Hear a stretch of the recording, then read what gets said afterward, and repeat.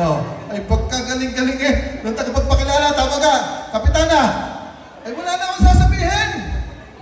Nasabi ng lahat. Palakpakan natin ang susunod na magiging Vice Mayor, Eloisa de Leona Portugal. Ay pagkaganyan ang iyong Vice Mayor, lasa ko'y mamay Cesar. Pag-uwi ko sa bahay, pamang. Abay, bakit hindi?